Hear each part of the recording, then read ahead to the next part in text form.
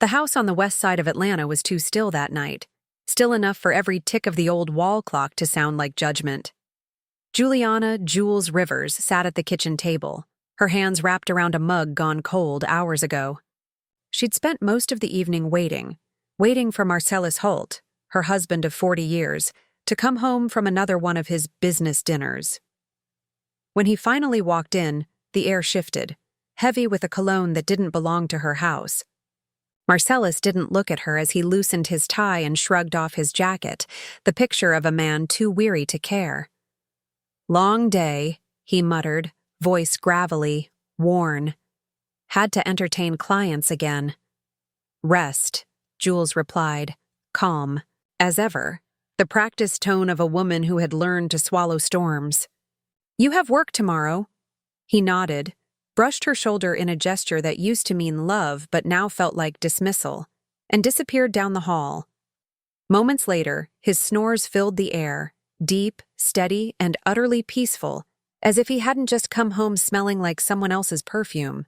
Jules stared at the half-empty cup before her, pulse thrumming.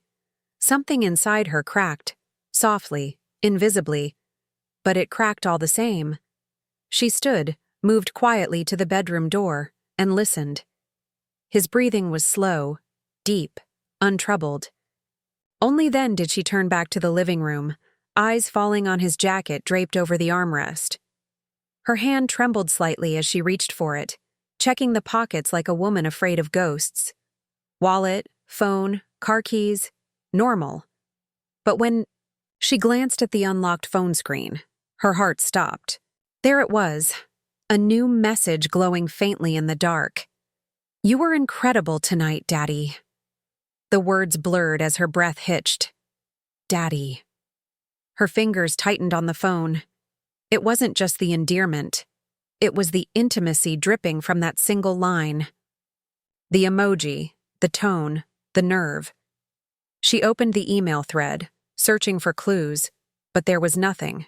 No name, no signature. Only a jumble of random letters in the sender's address. Everything else was gone, erased. Too clean, too deliberate. Her throat tightened. The man she'd built a life with, whose hands had once kneaded dough beside hers in the bakery's early days, had another life entirely. One bold enough to leave digital fingerprints in her house. The scent of jasmine. Perfume still lingered on his jacket, sweet, young, and unfamiliar. Jules pressed the fabric to her face, then flung it away like it burned. The quiet of the kitchen deepened, wrapping around her like a suffocating veil. She didn't cry. Not yet. Instead, she walked to the garage, her every step deliberate. The cold light flickered above the black SUV that Marcellus always used for his meetings. The smell hit her instantly, heavy, artificial, floral. She opened the glove compartment, and there it was. A small tube of lubricant, half-used, resting beside a napkin from an upscale Buckhead restaurant. Her pulse steadied into something sharp, controlled, purposeful. She took photos of everything. The tube, the napkin, the receipt. Her hands were trembling, but her mind had never been clearer. She closed the glove box, locked the car, and stood still for a long moment in the quiet dark of the garage. The proof was beginning to form, piece by poisonous piece. When she went back inside, she sat at the kitchen table again. This time not as a wife waiting for answers, but as a woman preparing for war. The next morning, sunlight crept through the blinds, pale and unforgiving. Juliana, Jules Rivers, was already awake, her mind replaying every detail from the night before. The perfume, the email, the lube hidden in her husband's car. She moved through the kitchen like a ghost, brewing Marcellus Holt's coffee. Just the way he liked it. Black, no sugar, strong enough to sting the tongue. Her body went through the motions, but her soul felt detached, floating somewhere between rage and disbelief. Marcellus shuffled in wearing his robe, his salt and pepper hair uncombed, eyes foggy with false fatigue. He sat, grabbed the mug, and took a lazy sip. "I've got an important meeting today," he said, the same line he'd used 100 times before. His voice was steady, casual, a mask perfected through years of deceit. Jules forced a small smile. "Be careful," she murmured, though her insides burned. She wanted to scream. "With who? In Buckhead again? Or did you switch to Savannah this time?" But she said nothing. He gave her that same meaningless pat on the shoulder and left, his footsteps fading down the hall, his cologne hanging like a taunt in the air. The door closed with a click that felt final. For a long moment, Jules stood in silence. Then she turned back to the sink, washing each dish one by one, the rhythmic scrape of ceramic a fragile tether to sanity. She could not live on suspicion alone. She needed truth, hard, undeniable proof. She dried her hands, reached for her phone, and scrolled to Ms. Nadine Miller's number, a friend from her bakery's earliest days, a woman who'd once mentioned a private investigator who specialized in catching men who thought they were too slick. When Nadine answered, her voice was cautious. "Jules, what's going on? Did Marcellus do something?" Jules swallowed hard. "I just need to know the truth, Nadine. Can you get me that investigator's number?" "Baby, I'll text it to you right now," Nadine said softly. "And whatever you find, you call me first, you hear?" An hour later, a message popped up from Marcus Tate, the private investigator. "Mrs. Rivers, I'll help you. Meet me at noon at Cafe Indigo, corner of Peachtree and Northside." At noon, Jules sat in that tiny cafe, tucked into a corner booth that smelled of roasted beans and cinnamon rolls. Usually that scent comforted her. Today it felt alien, like someone else's life. When Marcus walked in, he looked exactly as Nadine had described, middle-aged, compact, with kind but watchful eyes that missed nothing. He slid into the seat across from her, his voice calm, low. "You said your husband's been acting strange." Jules nodded and placed a small flash drive on the table. "Everything I've found so far. Photos, receipts, even something I found in his car." Marcus studied her face, then the drive. "I'll handle this carefully. Give me a few days and I'll find out what he's hiding." Jules's hands were cold, but her voice held steady. "I don't want assumptions, Mr. Tate. I want proof." He gave a short nod. "You'll have it." As Jules stepped out of the cafe, the Atlanta heat wrapped around her like a second skin. She exhaled, slow and deliberate. Somewhere deep inside, beneath the ache, a spark had been lit, not of vengeance yet, but of power. By late afternoon, the air over Atlanta felt thick enough to chew, a heavy haze of heat and tension that mirrored Juliana Jules Rivers' mood. She drove straight from the cafe back to her bakery, her sanctuary of sugar and precision. But even the comforting rhythm of dough kneading couldn't quiet her thoughts. 40 years of marriage, reduced to suspicion, receipts, and a stranger's number in her phone. As she was closing up, her phone buzzed. From Marcus Tate. "He's in a restaurant on Peachtree, ma'am. Fancy one." "He's not alone." Her stomach twisted. She tapped the attached photo, and the world seemed to tilt. There he was, Marcellus Holt, wearing the same navy shirt she'd ironed that morning, holding hands with a woman whose reflection gleamed in the restaurant window. Jules zoomed in. The face was unmistakable. Aaliyah Holt, her daughter-in-law. Her knees weakened, and she gripped the counter for balance. The hum of the bakery's refrigerators filled the silence. Her daughter-in-law, her son's wife. The message continued. They're laughing, sharing wine. "I'll follow them to confirm if they're staying together." Jules sat in the dim light of her kitchen, staring at the photo until the shapes blurred. Every holiday, every Sunday dinner, every time Aaliyah had called her mom. All of it replayed like a cruel parody. Her phone buzzed again an hour later. They've gone into the Avalon Hotel, room 214, checking in together. Jules pressed a hand over her heart. It wasn't disbelief anymore. It was a quiet, suffocating certainty. She replied simply, "Thank you, Mr. Tate. Keep watching." She didn't cry. The tears were there, but something harder had taken their place. Resolve. She downloaded the photos, labeled them by time and place, and saved them to a flash drive. Evidence, not emotion. Later that night, she lay awake in bed beside the man she now knew was a stranger. His snores came steady and self-satisfied. She stared at the ceiling fan turning lazily above them, its soft hum slicing through the silence. Every rotation whispered the same truth. Her marriage was over, but her fight was just beginning. By the time Friday rolled around, Juliana "Jules" Rivers felt like she had aged a decade in a week. She'd spent every night checking her phone for messages from Marcus Tate, the private investigator she'd hired in secret. Each vibration sent her pulse racing, hope and dread locked in the same breath.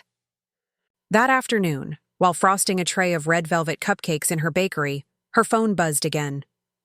The text preview made her throat tighten. "Got them again, Mrs. Rivers. Hotel parking lot. Same woman." She wiped her hands on her apron and opened the message. Attached were several photos, each one worse than the last. Marcellus Holt stood by his silver SUV, holding open the passenger door for Aaliyah Holt, her daughter-in-law, as if she were some precious secret. In one shot, Aaliyah leaned over to whisper something, and Marcellus smiled, the same smile that used to belong only to Jules. The same smile that had once melted her heart when they danced barefoot in their first apartment 40 years ago. Now it burned like acid. A second message arrived. They're headed inside. Balcony suite. Same pattern as before. Marcus's professionalism barely softened the horror in her chest. Jules's hands shook so violently she nearly dropped her phone. She glanced around the bakery, customers laughing, the warm smell of cinnamon and sugar filling the air, and felt suddenly detached, as if she were watching her life through a pane of glass. By dusk, she sat alone in her living room, every light turned off. The only glow came from her laptop screen, where she opened the folder Marcus had sent. Dozens of images flickered by, Marcellus and Aaliyah entering hotels, leaving together, touching in ways that no father-in-law should ever touch his son's wife. Her phone vibrated again. This time it was a voice note from Marcus. His tone was low, deliberate, almost apologetic. "Mrs. Rivers, I also recorded their conversation in the parking lot. You might want to hear this yourself." Her breath hitched. With trembling fingers, she plugged in her earbuds and pressed play. Aaliyah's voice came first. Confident, sharp, dripping with ambition. "Daddy, you better hurry up with that fake contract. I want that whole chain of bakeries. That old woman's had her time." Jules froze. "Old woman." The words sliced straight through her. Then came Marcellus's voice, smooth, steady, cold. "Don't worry about it, baby. Jules trusts me too much. She'll sign whatever I give her." Her lips parted in shock. They weren't just betraying her body. They were plotting to steal everything she had built, her bakery, her business, her life's work. She sat motionless for a full minute, the recording still playing, the voices of her husband and her daughter-in-law filling the room like ghosts. When the audio ended, the silence was deafening. Jules exhaled slowly, forcing her heartbeat to steady. Then she opened her desk drawer and pulled out a small red flash drive, the one where she stored her most important recipes, contracts, and now, her heartbreak. She copied every photo, every file, every shred of evidence onto it. Then she labeled it carefully. Truth. Her hand lingered over the keyboard before she whispered aloud, to no one but herself. "All right, Marcellus. You want war? You'll get one." That night, the city of Atlanta slept under a warm southern rain, but Juliana "Jules" Rivers didn't close her eyes once. She sat at the edge of her bed, the faint hum of the storm whispering against the windows, and replayed every second of that recording. Marcellus's voice, Aaliyah's arrogance, the venom in their laughter. They had made her a fool in her own home.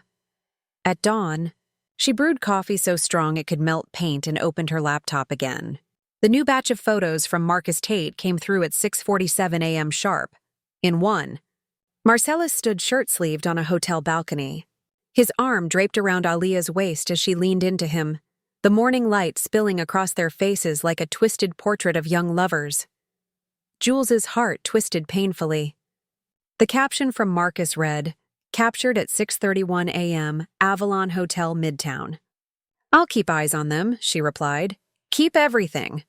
Every frame. She downloaded each image and printed them one by one, sliding the glossy sheets into a manila envelope. Each click of the printer echoed like a gunshot. Evidence, proof, justice. By mid-morning, she was at her bakery, apron on, smile in place, greeting customers who had no idea that every "have a blessed day" was covering a volcano inside her chest. Ms. Beverly Carter, her sweet church neighbor, stopped by for her usual sweet potato pie. "Chile. You look tired," Beverly said, her kind eyes narrowing with concern. "You okay, baby?" Jules forced a smile. "Just the oven running hot, that's all." But the oven wasn't what was burning. That afternoon, while the bakery emptied out, Jules sat alone at the counter, staring at the trays of golden pastries. Her empire, the one she had built from flour and faith, was under siege by the two people she had once called family. She reached for her notepad and started scribbling, her handwriting hard and fast. Secure evidence. Protect bakery contracts. Pretend to trust him. Wait for them to slip. By the time she reached the last line, a bitter calm had washed over her. She wasn't just a scorned wife anymore. She was a strategist. That night, when Marcellus came home, smelling faintly of perfume and lies, Jules met him at the door with a soft smile and a plate of reheated dinner. "You missed supper," she said quietly. He chuckled, loosening his tie. "You know how clients are, baby. They don't let me breathe." She leaned in, close enough for him to see the reflection of his own deceit in her eyes. "Of course, sweetheart. You've always been such a hard worker," he laughed, completely unaware that every move he made was being documented. Later, as his snoring filled the house, Jules retrieved her red flash drive, plugged it into her laptop, and began transferring every bit of evidence onto a cloud backup under a fake business name, Rivers and Rye Wholesale Accounts. No one would suspect it. Then she opened her email, composed a message to Marcus, and typed, "Keep recording. I want to know what they say next time they meet." The plan had begun. She would let them dig their own grave, and when the time came, she'd be the one holding the shovel. The next few days turned into a slow, deliberate performance, Juliana "Jules" Rivers playing the devoted wife while secretly building the walls of her revenge. Every morning she made Marcellus Holt's coffee, kissed his cheek, and wished him luck at work. Every night she smiled through his hollow stories and fake fatigue. But beneath that calm mask, her mind was calculating every move, every word, every alibi. Marcus Tate's updates came daily now. His texts read like chapters in a crime novel. He met her again. They're drafting papers at a notary's office. She called him daddy again in public. Bold woman, they're talking about transferring ownership documents soon. Each report made Jules's blood run colder, not from pain anymore, but focus. Her bakery wasn't just her livelihood. It was her identity, her independence, her proof of survival. And no one, not even the man she'd loved for 40 years, was going to steal that from her. That evening, as Marcellus came home, Jules greeted him at the door with a calm smile. "Baby," she said sweetly, "why don't I help with your paperwork this week? You always complain about contracts. Maybe I can look over a few things before you send them to your partner." He looked startled, just for a second, then recovered, flashing that same fake grin. "You don't need to worry about that, Jules. It's boring business stuff. Besides, you've got your bakery." "I know," she said lightly, stepping closer. But after all these years, maybe it's time we share the load again. He laughed and kissed her forehead, brushing her off like an old habit. You always were too sweet for this world. Inside, she thought, no, Marcellus. Not anymore. That night, once he was asleep, she crept into the garage and opened the SUV again, the same glove compartment where she'd found the proof of his betrayal. The tube of lubricant was still there, half empty, almost symbolic now. She stared at it, her mind replaying every humiliation she'd endured, every fake smile he'd given her.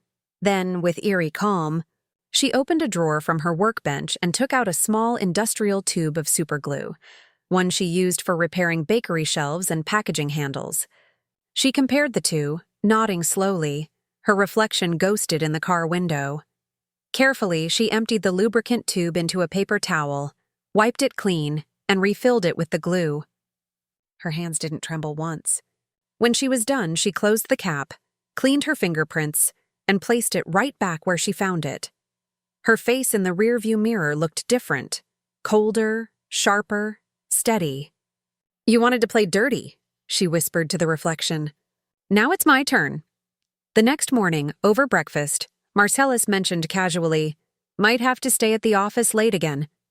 Jules smiled, buttering toast. Oh, I understand. Just don't work too hard, baby. He kissed her cheek, oblivious, and left humming under his breath. As the door closed, Jules looked at her reflection in the coffee pot. A slow smile curved her lips. She whispered to herself, let's see how late you stay tonight. That afternoon, she called Marcus one last time. You can stand down after tonight, she said softly. The truth's about to reveal itself, and I'll make sure everyone sees it. Before sunrise, Juliana Jules Rivers was already awake. The plan she had been shaping in whispers and sleepless nights was now ready to unfold. Her house sat in perfect silence, Marcellus Holt's steady snores echoing faintly from the bedroom. In the kitchen, Jules held a cup of cold coffee, her eyes fixed on a skillet of oil heating on the stove. This wasn't breakfast. It was the final touch of her plan. She had tied a thin cord to the stove's igniter, looping it through the window and fastening it to a small, heavy coffee tin she'd filled with coins. One pull from outside, and the oil would flare up just enough to fill the house with smoke. No real danger, just chaos enough to draw attention. She tested it once. A brief puff of smoke curled upward like a warning spirit. Then she shut it off and cleaned up carefully, leaving no trace. She walked into the bedroom and gently shook Marcellus awake. I've got to head to the bus station early, she whispered. The supplier in Charlotte needs me to sign the new contract in person, he mumbled sleepily. All right, baby. Be careful, before rolling over, unaware that the trap had already been set around him. Jules dressed neatly, grabbed her purse and walked out the door, not to the station, but across the street to Ms. Beverly Carter's house. Beverly opened the door in her robe, blinking. Jules, what in the world are you doing out here so early? You look nervous. Jules forced a small smile. Can I stay here a few hours? I just need to watch my house. Beverly frowned but said nothing more. She poured her a cup of coffee and set a chair by the window. From there, Jules had a perfect view of her front door, the stage for the truth. At 10 a.m., a taxi pulled up. Aaliyah Holt stepped out, wearing a floral dress and oversized sunglasses like a movie star trying to hide. Marcellus opened the door, glancing around before ushering her inside. Jules's hand tightened on her cup. It's time, she whispered, slipping her earbuds in. Through her phone's live connection to the hidden recorder she'd planted in the bedroom, she heard it all. Laughter, footsteps, the pop of a wine cork. Then Aaliyah's voice. You really know how to pick your moments. The old woman's gone, right? Jules bit down on her lip until she tasted blood. Marcellus's voice followed, smug and sure. We don't have to hide in hotels anymore, baby. This house is ours now. Then came the sound of the bed creaking, the final insult. Jules closed her eyes, inhaled deeply, and murmured to herself, just a little longer. A few minutes later, Aaliyah's scream shattered the calm. What the hell is this? We're stuck! Shut up! Marcellus barked. Don't move! Jules smiled faintly, her pulse steady. She tugged the cord from Beverly's window. The coffee tin dropped with a soft clank, and in her kitchen across the street, the stove ignited. Thick black smoke poured from the open window, curling into the sky. Lord Jules, your house, Beverly gasped, rushing to the window. Jules clutched her cup tighter, pretending to panic. Call the fire department! Outside, neighbors shouted. Phones appeared. Sirens began to wail. Through her headphones, Jules heard chaos. Aaliyah's sobs, Marcellus's cursing, the scrape of furniture as they tried to separate. But the industrial superglue she'd filled that tube with had already sealed their fate.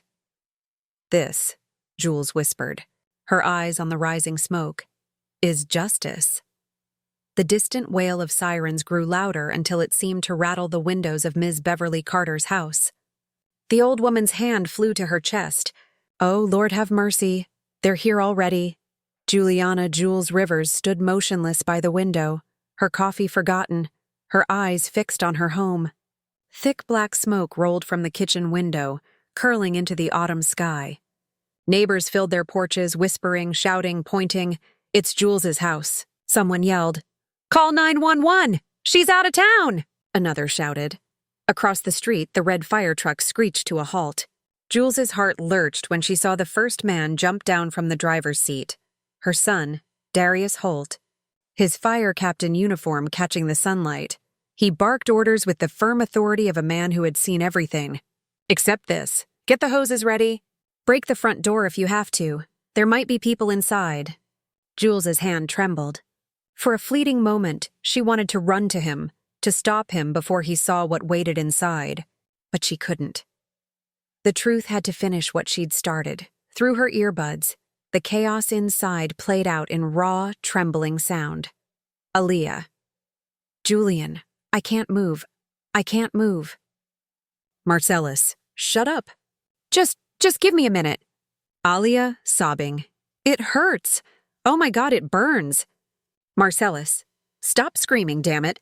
Then came the crash of Darius's boots pounding through the living room, the splintering of the front door, and a burst of static as the hidden mic caught shouts from multiple voices.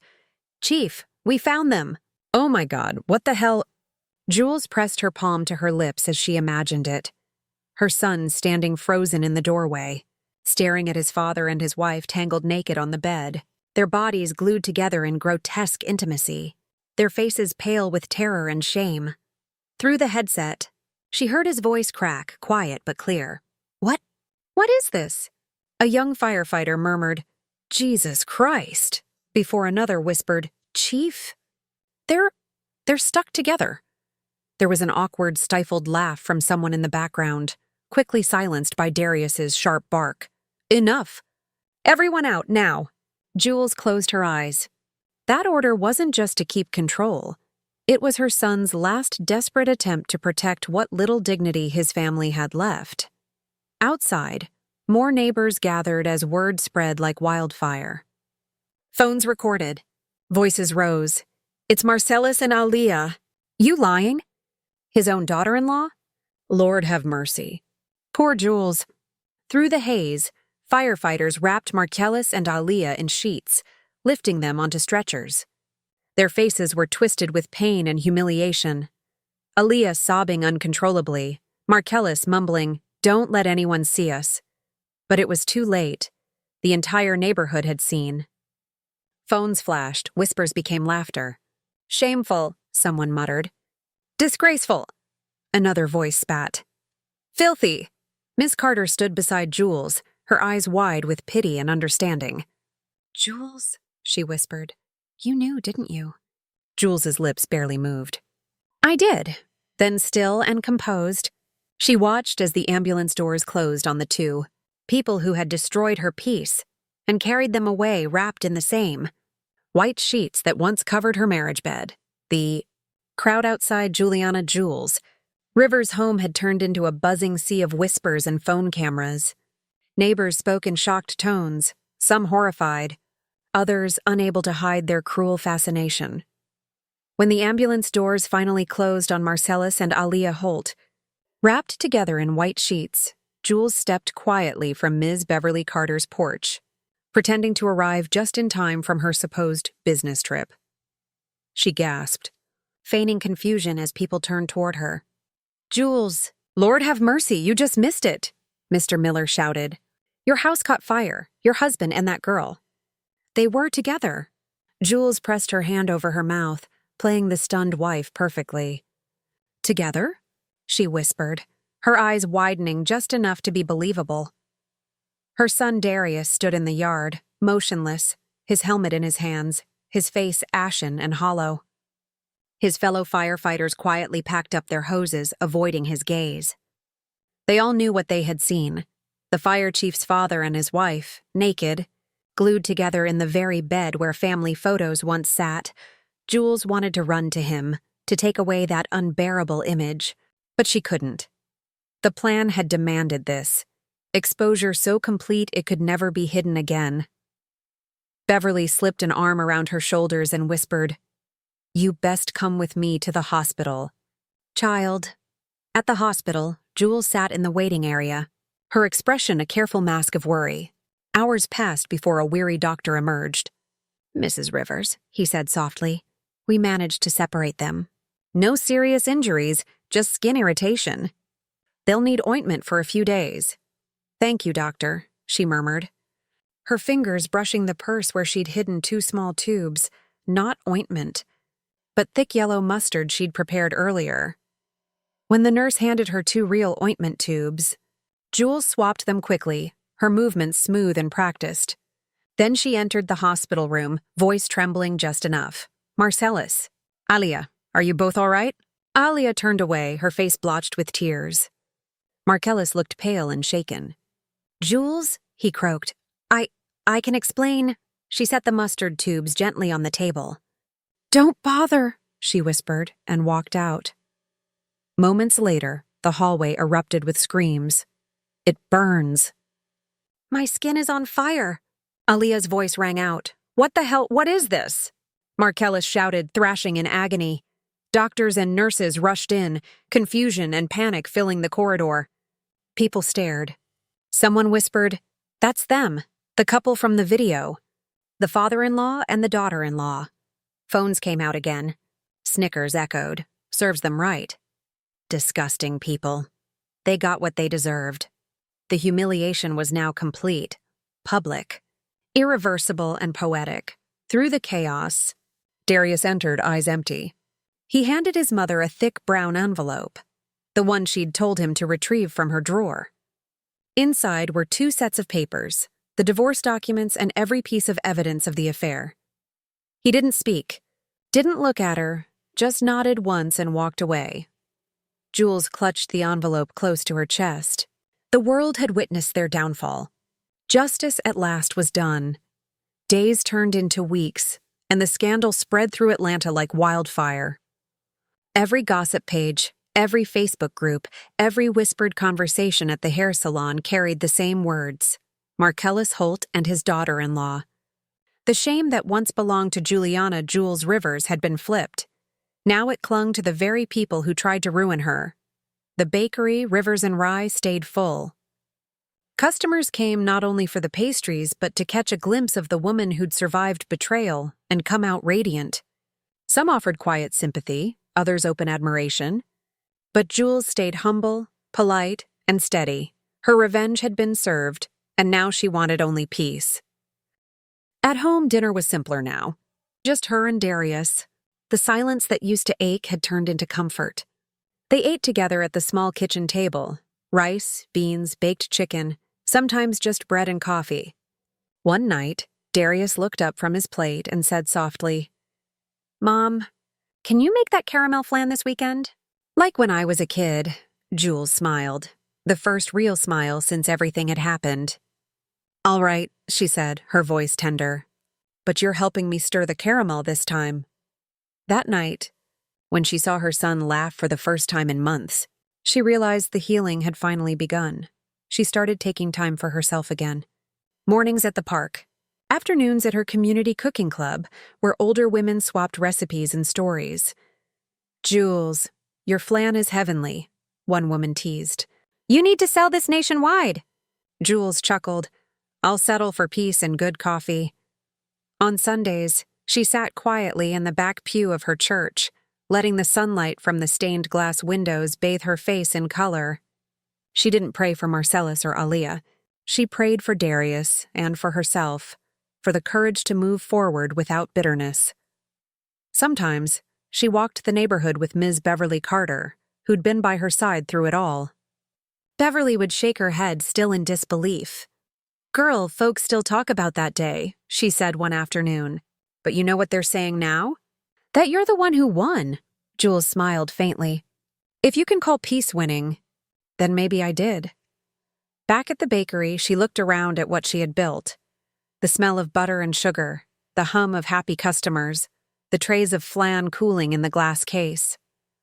This was her empire, born from heartbreak but rebuilt with grace. She'd lost a husband. She'd lost a false family. But she'd kept her son, her dignity, her power. And that, she thought as she tied her apron and smiled at the next customer, was the sweetest revenge of all.